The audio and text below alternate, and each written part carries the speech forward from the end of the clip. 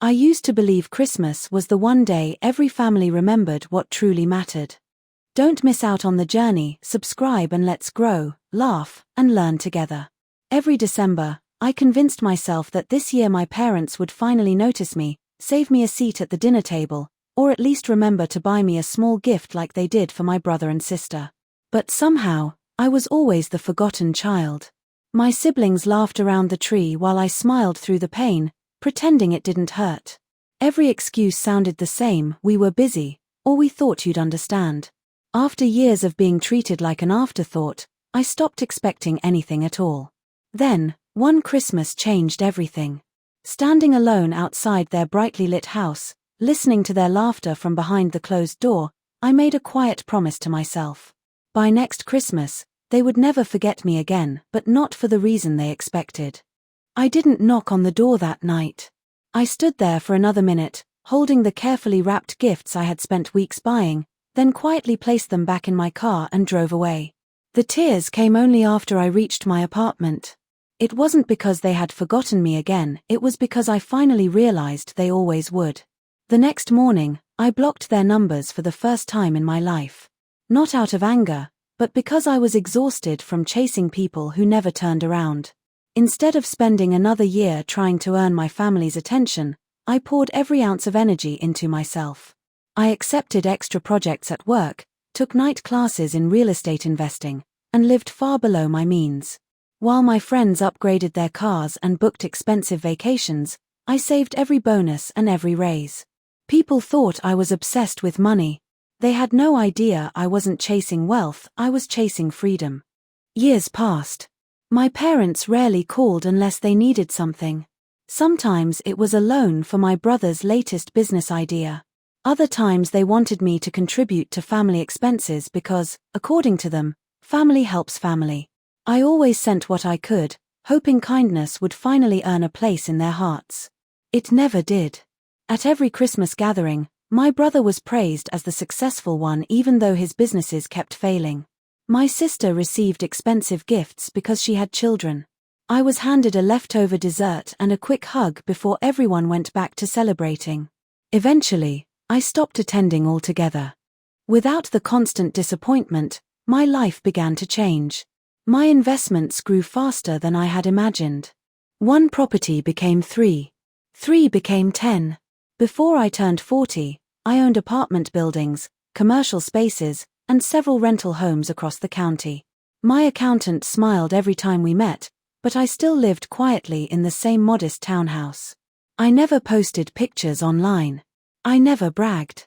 Success felt more peaceful when nobody expected anything from me.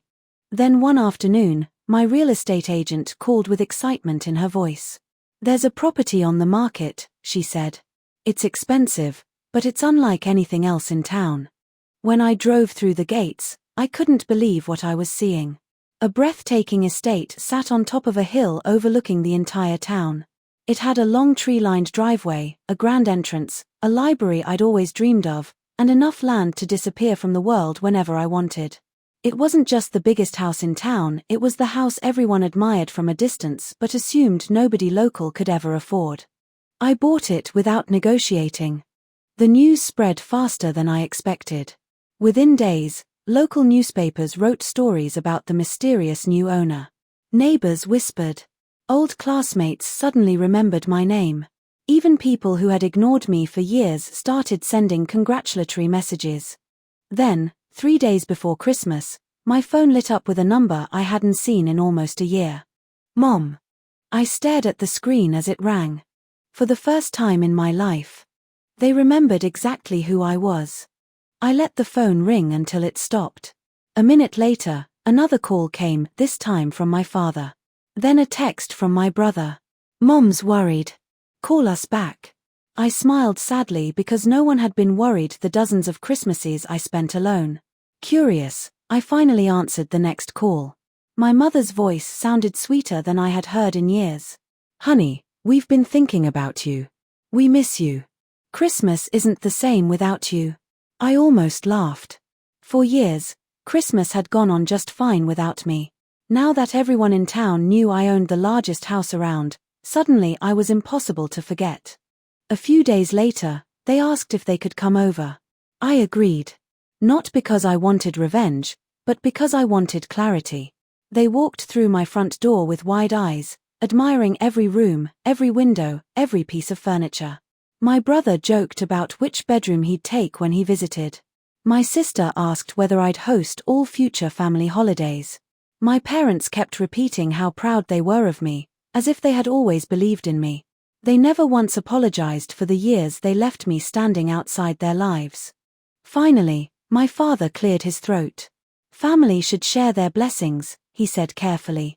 This house is big enough for all of us. Maybe we should move in together. It only makes sense. The room fell silent. I looked at each of them before answering. You didn't come because you missed me, I said quietly. You came because you missed what I have. No one argued. They couldn't. The truth was sitting between us, heavier than any Christmas gift ever could be. I walked them to the front door, wished them a Merry Christmas, and closed it gently behind them. There was no shouting. No dramatic revenge. Just a boundary that should have existed years earlier.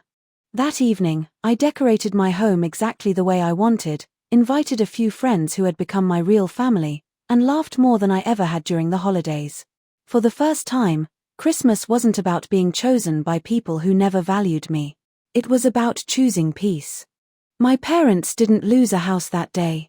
They lost the child they had spent a lifetime forgetting.